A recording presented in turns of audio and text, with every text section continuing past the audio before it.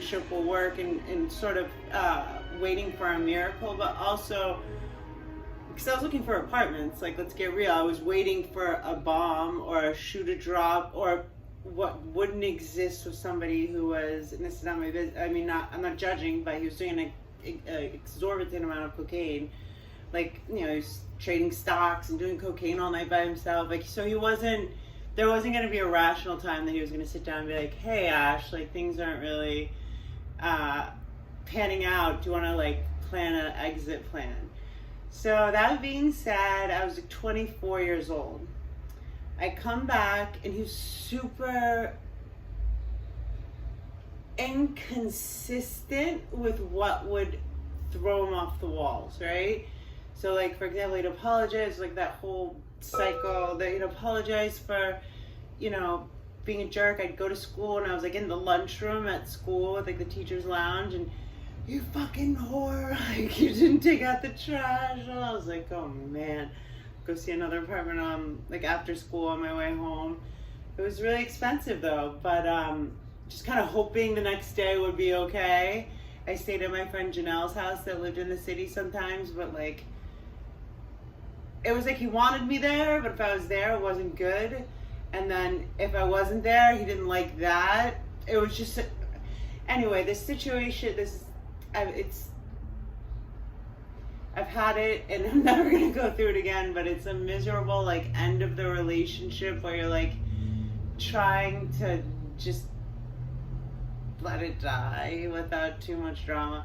I don't even know what it's called, but what happens when you do this is that sometimes it's an explosion. So instead of just, I mean, I didn't really know what I would have done. I was like, Dad, it's kind of getting crazy up here in New York City. He was like, don't fight, put the bottle down, you know, that's what he would say. I'm like, no, it's not alcohol, Dad, it's like more complicated than that. But he was like on standby. So I get back from work one day, we have 3 dogs. I had 2, he had his beagle, Lucky, and then I had Havoc, which was my German Shepherd, and Rizzo, which was the pug that he had gifted me. It was our dog, but he would never take responsibility for it. He would never want it. I get back from work at Temple. I worked at Rodef Shalom and Temple Shirai Tavila on the upper west side and east side respectively. So I get back, and he's on a freaking tear, just screaming, pack your, and he had this like thick Brooklyn accent, pack your fucking suitcases, get the fuck out of here, and I'm like, wait, hold on one second, what are you talking about, get out of here, like, my dog's there, where am I going, you know, it's Friday afternoon, Manhattan, like 4:45 p.m. in October, so it's daylight savings. It was getting really dark. I had like a Nokia cell phone, maybe little phone, but I was making phone calls trying on 54th and Broadway. There was a Barnes and Noble there, 56th and Broadway. And I was calling from a payphone, which somehow is normal, but then again, this was 15 years ago. I'm calling from a payphone, my dad and my mom trying to get a Western Union. I didn't have, and my friend Janelle, but what was she up to? For whatever reason, I couldn't go to her place. And I'm freaking out about the dogs being there. I don't know what to do, okay? So I called this girl who I had seen an apartment within that week, and it was going to be the one, it was 4 Park Avenue. That was the address. The apartment itself was like all fucking weird and dirty. She's asking like $2,000 a month, and I was gonna like figure it out. Anyway, I called her, and she's like, hey, you know, she'd give me her number and stuff. She's like, hey, what, I have this, she drank a lot, like she had like red wine lips all the time, you know what I'm talking about? She's like, I'm going to, she was pretending, you let people do what they want, right? I was asking if I could stay at her house that night, because I didn't have a safe place to say I didn't have money. And she's like, oh, I have an event to go to, like and I was like dressed for work or whatever, and I was like, can I come to your house and stay there? I got in a fight with my boyfriend, long story, and I don't know, maybe we can like speed up me moving into your place or whatever. And like I go to her house, and they're very nice. I mean, and nice in that they let me over as like a kind of a stranger to stay over, but like there were bugs everywhere. Bugs. I mean, it was a gorgeous apartment on 4th Avenue. They had like a terrace. It was, everyone else you could tell that lived there was not like them, but I mean, they had lived together for years, and I was like, there's little fruit flies flying around everywhere. There's dishes everywhere, and I mean, it was probably an unlivable sort of situation, but I was just like, moving along. So I get to this, she puts on some more makeup or something, and I think I left her bag there, and I was like, thank you so much. I think I charged my phone and told my dad that I was staying at this girl's house. We go to this event that she was like pretending to be a organizer of, but you know, whatever she was, they let us in the room, and I mean in the place, like in the front of the line. It was in the meatpacking district. It was a huge like warehouse studio, like 3 floors, packed with boom, boom, boom, boom. And I like lost her like 3 different times. I was like, I need to stay at your house. Like, and then she wasn't answering her phone or didn't have her. She's like, okay, yeah, for sure. And like I turned around and I was just like, she'd be gone. I think, oh my god. And then finally she's like, okay, we're going somewhere else. And we go to, she gets a private club. I want to see if this boy's there. We go to the Friars Club. Yeah, the Friars Club. And it's a private club. It's a gold door thing. You go downstairs. I think you go downstairs. Oh, anyway, you might go downstairs. If you don't go downstairs, there's a walkway between like where the club is and the door. There's like a curtain, I feel like. So,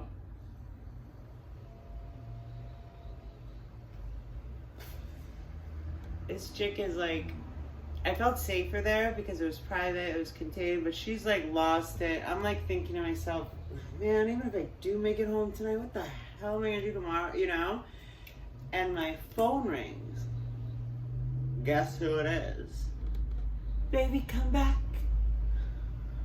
Na na na na na na na. No, he didn't say that at all.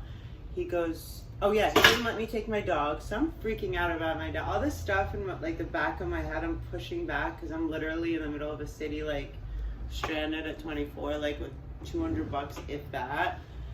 And so he calls me, and my dog Havoc is there, and my pug Rizzo's there, and I'm like, what the fuck is going on? Or he calls me, and I'm on the phone at that place in between the front door and the like where like the downstairs and the proper bar lounge area is, and he's like telling me that he needs $80 or $100, like that these coke dealers he's pissed off are at his house, and I hear dudes in the background, and I'm thinking about my fucking dogs, and then they're like, I'm not watching this.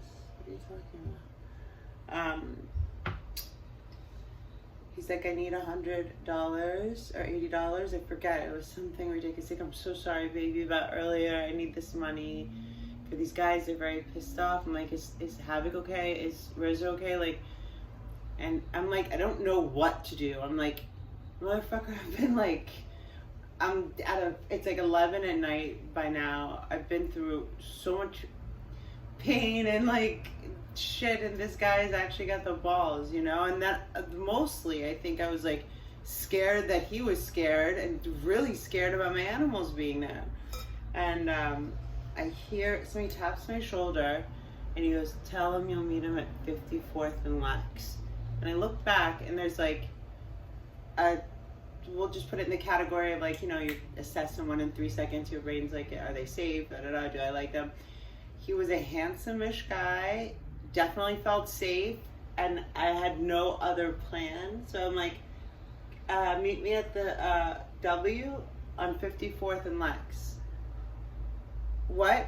okay, he's saying like, you know, like 54th and Lex. I'm like, this guy's saying, like, dressed very nice. Yeah, the W Hotel, 54th and Lex. I'll meet you there in 25 minutes. And I like hang up the phone, and the guy's like, I couldn't help but overhear what was going on. I've got a limousine outside, and he heard me like, I guess, asking a lot about my dogs. He's like, I can take you if you've got keys there. He'll be headed to the W. We can go pick up your dogs. I've got a limo outside, and then I'd be happy to get you safely to a hotel. And I'm like, I came with this girl. I just gotta go tell her. He's like, yeah, sure. I'm like, she wasn't even listening, and I was like, hey, okay, I'm gonna go to the bathroom. She called me the next day and said like, I'm so sorry. I was like, don't worry. I didn't have, those were one of those moments. He's like, I'm just gonna ask you to pay it forward. It was one of those moments I was like, I don't have an option. This is some kind of a God shot. I have nothing else to do but trust this guy. We walk out. He seemed super like on point, responsible. I don't know how to tell you that I felt that way. He seemed like a kind of a nerdy. So sure enough, we walk outside. There's a limo, and I give him the address.